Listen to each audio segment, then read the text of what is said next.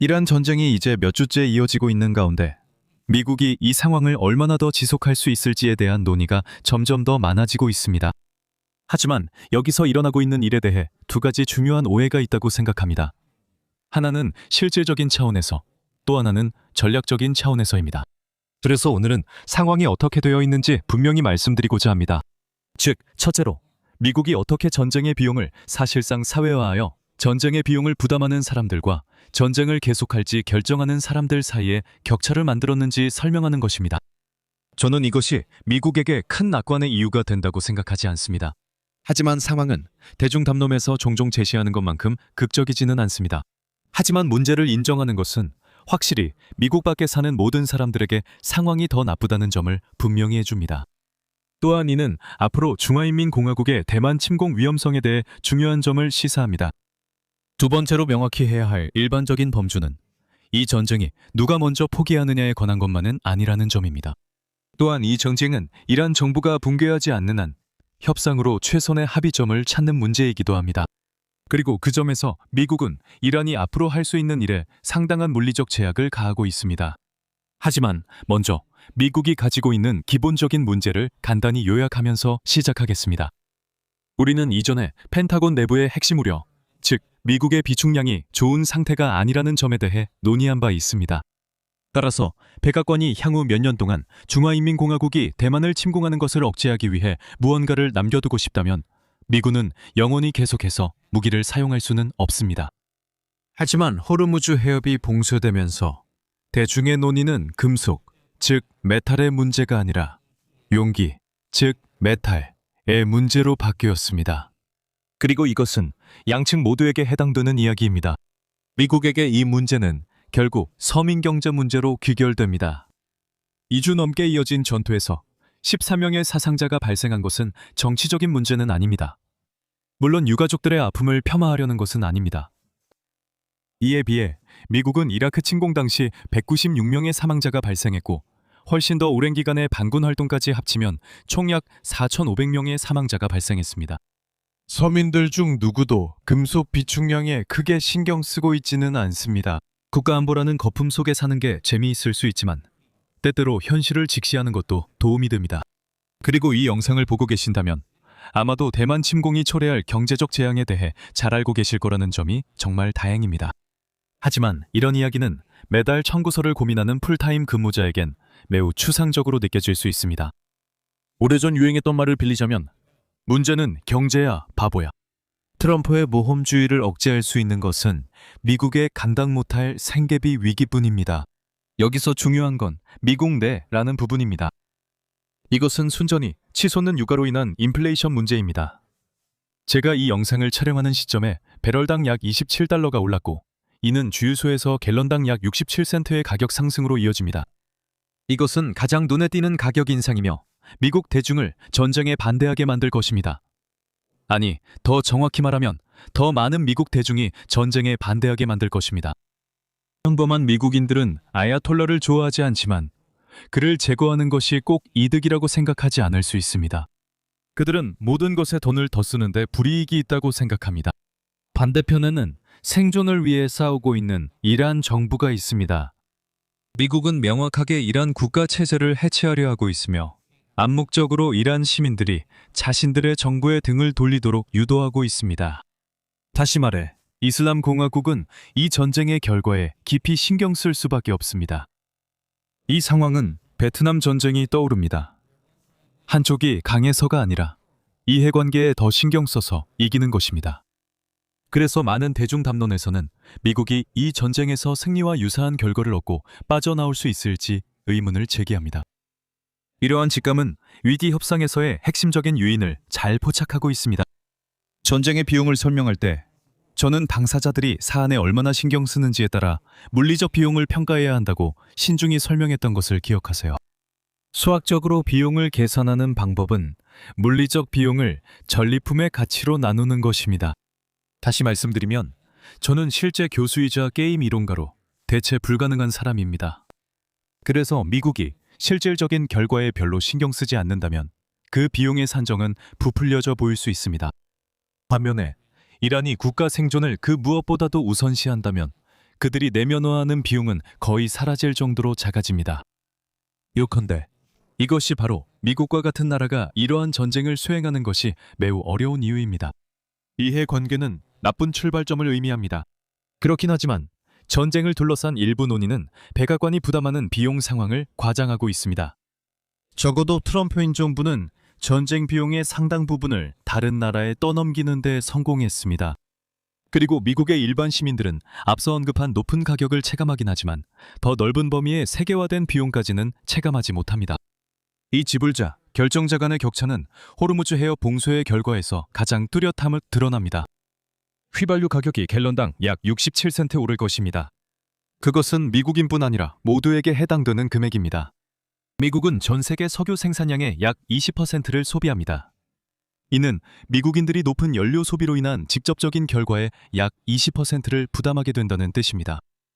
여기서 직접적인이라는 수식어를 덧붙여야 합니다. 왜냐하면 휘발유를 제외한 미국의 소비 비율이 약간 더 높기 때문이고 휘발유 가격 상승은 그 외의 구매에도 연쇄적인 영향을 미치게 될 것이기 때문입니다. 어느 쪽이든 미국인들이 여기서 결과의 대부분을 감당하는 것은 아닙니다. 사실 미국은 석유 순수출국입니다. 관련된 모든 회사들이 더 높은 가격으로 이익을 얻습니다. 만약 걸프 지역의 사업이익이 없었다면 이번 전쟁으로 경쟁자의 약 20%가 사라진 것입니다. 그 결과 석유 회사 주식은 최고치에 근접했습니다. 세계 석유 생산량의 16%를 소비하지만 그중 70%를 수입해야 하는 중국 같은 나라와 비교해 보세요. 그곳에서의 순경제적 영향은 훨씬 더 큽니다. 그리고 이것은 실제로 미국에게 전략적인 이익입니다. 그리고 미국이 이란의 석유 인프라를 적극적으로 무력화하는 전략으로 전환한다면 그것은 미중 안보 관계에서 미국에게 양자 관계에서의 이익으로 남는다는 점도 기억하세요. 아니면 이미 사실상 석유 금수 조치를 받고 있는 쿠바는 어떻습니까?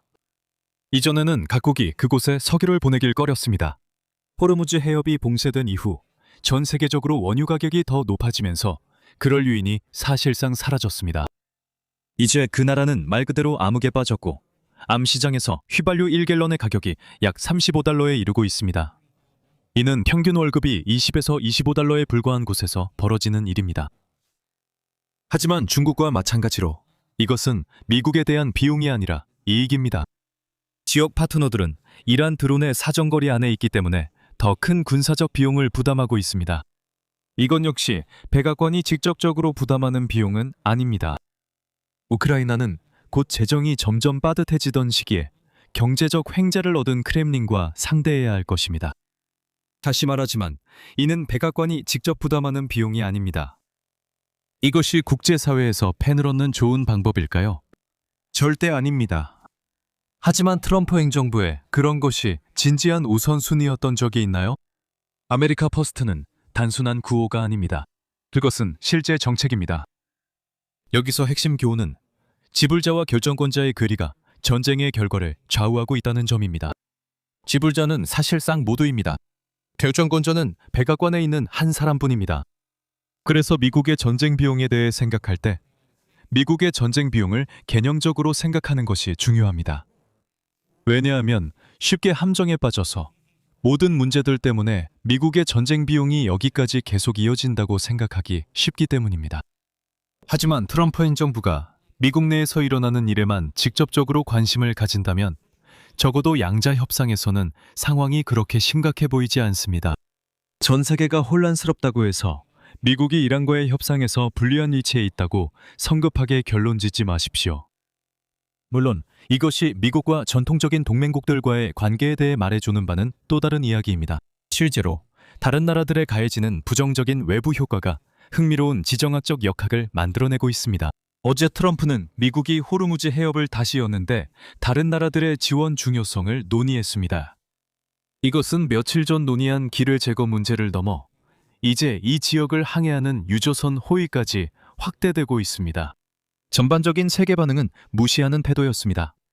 표면적으로는 이것이 타당한 생각입니다. 미국이 이 문제를 만들었습니다.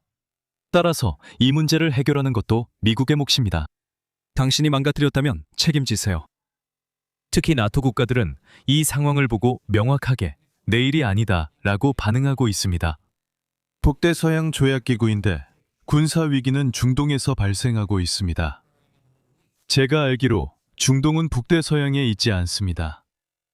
하지만 더 넓은 저항은 다른 나라들이 그 결과를 고스란히 겪고 있다는 현실에 부딪히고 있습니다. 그리고 미국은 여전히 그 비용의 일부만을 내부적으로 감당하고 있습니다. 지금은 교착 상태에 있다 하더라도 결국 여러 나라들의 연합이 입장을 바꿔 그 과정을 시작할 것이라고 생각하는 것이 그럴듯합니다. 우리는 이미 일본이 해군을 동원해 석유 공급을 확보하려 한다는 헤드라인을 보고 있습니다. 그건 확실히 제가 전에 들어본 적이 없는 이야기네요. 하지만 이런 일은 금방 일어나지 않을 겁니다. 이건 집단 행동 문제의 모든 특징을 가지고 있습니다. 해협을 통과하는 석유는 공공재를 만듭니다. 추가 공급이 모두를 위해 가격을 낮추기 때문입니다. 하지만 그것은 개별 국가들에게 참여할 유인을 줄여줍니다. 참여는 비용이 많이 듭니다. 선박을 배치하는 데 드는 비용뿐만 아니라 실제로 공격을 받을 위험도 있기 때문입니다. 한편 참가국들은 이익의 일부만을 내부화하게 됩니다. 결과적으로 이 혼란은 오랫동안 계속될 수 있습니다. 저는 이와 유사한 문제, 즉 다음으로 무너질 위험이 있는 도미노에 대해 간단히 논의할 가치가 있다고 생각합니다. 그것이 상황을 진짜 제3차 세계대전으로 몰고 갈 수 있는 요소입니다. 제가 말하는 것은 물론 중화인민공화국의 대만 침공입니다. 베이징이 상륙정을 충분히 보유하고 있다면 그것이 지금 매우 심각한 우려가 될 수도 있겠지만 현재로서는 그렇지 않은 것 같습니다. 아직은요. 중요한 것은 어떤 침공도 대만 반도체 산업을 파괴한다는 점입니다. 그럴 경우 세계 경제는 최악의 불황이나 더 심각한 상황에 처할 것입니다. 따라서 만약 세계 경제를 계획하는 사람이 있다면 그는 이것을 절대 해서는 안 될 일 목록의 최상위에 올려놓을 것입니다. 문제는 베이징이 전체 결과 중 일부만을 겪게 된다는 점입니다. 그리고 만약 시진핑이 직접 결정을 내리는 유일한 사람이라면 실제로 일어나는 일에 있어서 나머지 경제적 결과들은 별로 중요하지 않을 수도 있습니다. 지도자와 결정권자의 괴리가 다시 한번 문제를 일으키는 겁니다. 우리는 또한 집단 행동의 문제로 인해 해결책의 실현 가능성이 제한되고 있다는 조짐도 감지하고 있습니다. 중국이 막대한 비용을 다른 나라에 전가할 수 있다면 해결책은 모두가 힘을 합쳐 침공을 억제하는 것입니다. 하지만 다시 한번 어떤 개별 국가가 기여하더라도 그 국가에 직접적으로 돌아오는 이익은 거의 없을 것입니다. 이로 인해 강한 무임승차 유인이 생기고 대만 안보가 충분히 보장되지 않으며 베이징이 몇 년 후에 기회를 노릴 가능성도 생깁니다. 이란 이야기로 다시 돌아가서 비용 상황에 대한 또 다른 오해는 이것이 일종의 소모전이며 한쪽의 완전한 승리로만 끝날 것이라는 생각입니다. 그것은 이란 정부가 무너지거나 미국이 포기하고 떠나는 것을 의미합니다. 하지만 전쟁이 끝나는 모습은 보통 그렇지 않으며 그중 절반이라도 실제로 일어날 수 있을지조차 상상하기 어렵습니다. 실질적으로 말해서 미국은 이 그림에서 보여주는 것처럼 실제로 이란의 영토를 차지하려는 것은 아닙니다. 정책 목표는 이란의 지역 내 영향력 제한입니다. 이란 정부가 사라지면 더 쉬워지며 이것이 미국이 전쟁에서 목표로 하는 바입니다. 하지만 그게 실패하더라도 미국과 이스라엘은 이란의 군사 능력에 큰 타격을 주는 데 성공했습니다. 따라서 테헤란이 이 분쟁에서 벗어나 주요 지역 강국으로 다시 떠오르는 상황을 상상하기는 어렵습니다. 적어도 수년이 지나기 전까지는 말이죠. 베트남과의 비교는 설득력이 없습니다. 미국이 지상군을 투입하지 않았기 때문만이 아니라 워싱턴이 이란 국경을 넘어서는 정책 목표를 추구하고 있고 단순히 이란의 군사력을 약화시키는 것만으로도 그 정책 목표 달성이 용이해지기 때문입니다. 이제 워싱턴이 이란에서 더 많은 것을 얻을 수 있을지는 양측의 전쟁 의지에 달려 있습니다. 그리고 비용의 상당 부분이 전 세계에 전가되더라도 백악관은 여전히 높은 유가로 인한 실제 정치적 파장에 대처해야 합니다. 이 상황은 두 가지 중 하나로 전개될 것 같습니다.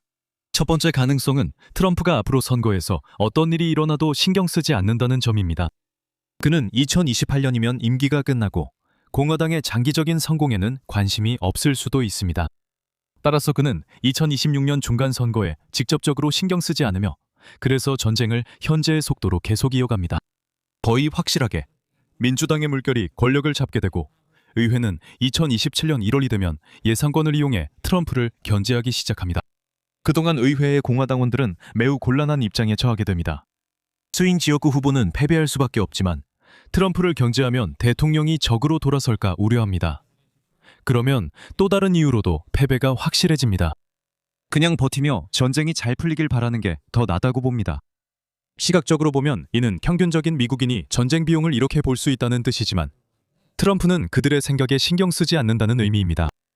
트럼프는 실제로 전쟁의 비용을 이렇게 봅니다.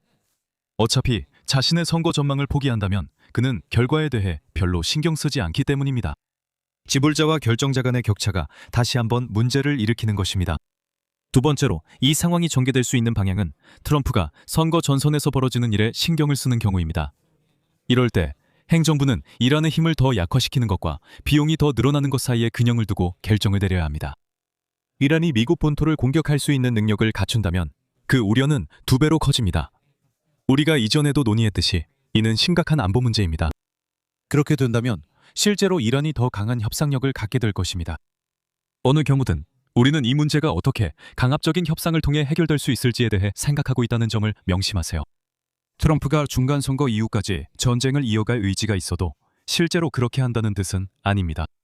오히려 이란은 그것이 전쟁의 결과에 어떤 영향을 미치는지 내면화하고 그에 따라 협상의 방향을 잡게 됩니다. 여기서 더 근본적인 문제가 있을 수 있습니다. 첫째, 협상의 여지가 있다는 것은 국내 반란의 근본적인 가능성이 줄어들었다는 것을 전제로 하므로 미국에게 기회의 전쟁이 될 수 있는 시기는 이미 지나갔다는 뜻입니다. 그리고 둘째, 트럼프 행정부는 두 유형으로 나눌 수 있고 각각 전쟁 지속 의지가 다를 수 있다고 방금 말씀드렸습니다. 이란이 실제로 어느 쪽이 진짜 의지의 수준인지 명확하게 알지 못한다면 이는 전형적인 비공개 정보로 인한 협상 마찰이 발생하는 것이고 그 문제가 해결될 때까지 전쟁이 계속될 수밖에 없는 상황이 됩니다. 한마디로 정말 엉망진창입니다. 오늘은 전쟁의 안개를 더 짙게 만든 것 같네요. 차라리 중동 분쟁에 대해 좀 더 명확하게 설명해주는 다른 영상을 시청해 보시는 건 어떨까요? 그래도 오늘 영상이 재미있으셨다면 좋아요와 공유, 구독 부탁드리고 다음에 또 뵙겠습니다. 건강하세요.